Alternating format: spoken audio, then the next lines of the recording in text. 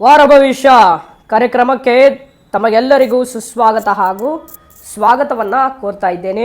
ಅಂಜನದ ಭವಿಷ್ಯದ ಮೂಲಕ 12 ರಾಶಿಯ ಒಂದು ಫಲಾನುಫಲಗಳು ಏನಿದೆ ಎಂಬುದನ್ನು ಈ ವಿಡಿಯೋದಲ್ಲಿ ನಾನು ನಿಮಗೆ ತಿಳಿಸ್ಕೊಡ್ತೀನಿ. ಈ ವಿಡಿಯೋಗೊಂದು ಲೈಕನ್ನು ಕೊಡಿ ಹಾಗೂ ಶೇರನ್ನು ಮಾಡಿ ಹಾಗೂ ನನ್ನ ಯೂಟ್ಯೂಬ್ ಚಾನಲನ್ನು ತಪ್ಪದೆ ಎಲ್ಲರೂ ಕೂಡ ಸಬ್ಸ್ಕ್ರೈಬನ್ನು ಮಾಡಿ ಗೆಳೆಯರೇ.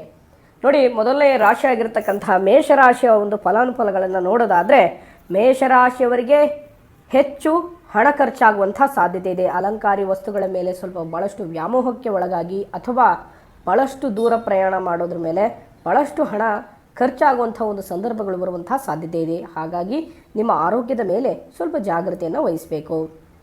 ಇನ್ನು ವೃಷಭ ರಾಶಿಯವರಿಗೆ ಅಧಿಕವಾದಂಥ ಲಾಭ ಸಿಗಲಿದೆ. ಆದರೆ ಅಧಿಕವಾದಂಥ ಲಾಭ ಇದೆ ಅಂತ ಹೇಳಿ ಹೆಚ್ಚು EMIಗಳನ್ನು ಹಾಕ್ಕೊಳ್ಳಿಕ್ಕೆ ಹೋಗಬೇಡಿ.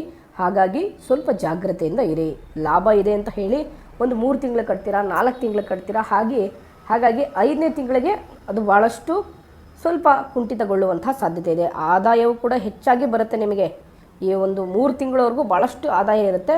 ಹಾಗಾಗಿ ಅದರ ಒಂದು ಹಣಕಾಸಿನ ವಿಷಯದಲ್ಲಿ ಸ್ವಲ್ಪ ಜಾಗ್ರತೆಯನ್ನು ವಹಿಸಬೇಕಾಗುತ್ತೆ ವೃಷಭ ರಾಶಿಯವರು. ಹಾಗಾಗಿ ನಿಮಗೆ ಈ ವಾರದಲ್ಲಿ ಶುಭವಾದಂಥ ಫಲಗಳನ್ನು ಕಾಣ್ತೀರಾ.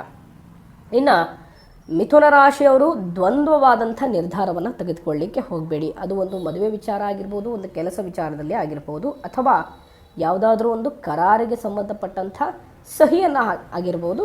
ಸ್ವಲ್ಪ ಜಾಗ್ರತೆಯಿಂದ ಇರಬೇಕು. ಇನ್ನು ಕಟಕ ರಾಶಿಯವರಿಗೆ ಉದ್ಯೋಗದಲ್ಲಿ ಹೆಚ್ಚು ಲಾಭವಿದೆ.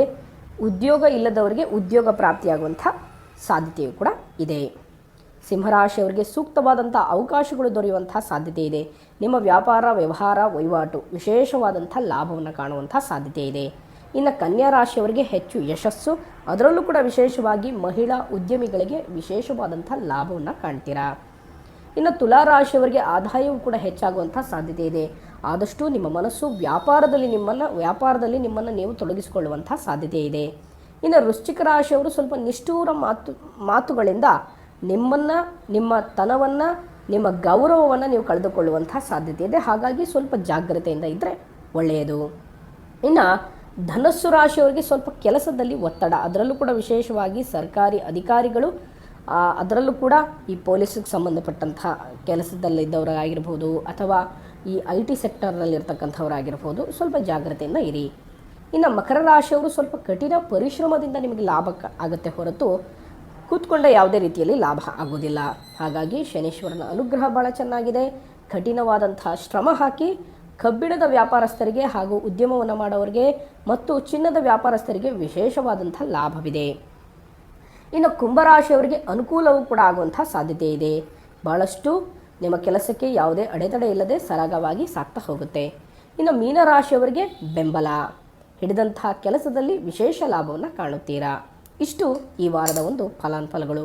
ಈ ವಿಡಿಯೋ ನಿಮಗೆ ಇಷ್ಟ ಆಗಿದ್ದರೆ ಲೈಕ್ ಮಾಡಿ, ಶೇರ್ ಮಾಡಿ ಹಾಗೂ ನಮ್ಮ ಆಸ್ಟ್ರಾಲಜಿ ಕನ್ನಡ ಯೂಟ್ಯೂಬ್ ಚಾನಲನ್ನು ಸಬ್ಸ್ಕ್ರೈಬ್ ಮಾಡಿ. ಒಳ್ಳೆಯದಾಗಲಿ. ಹರಿ ಓಂ.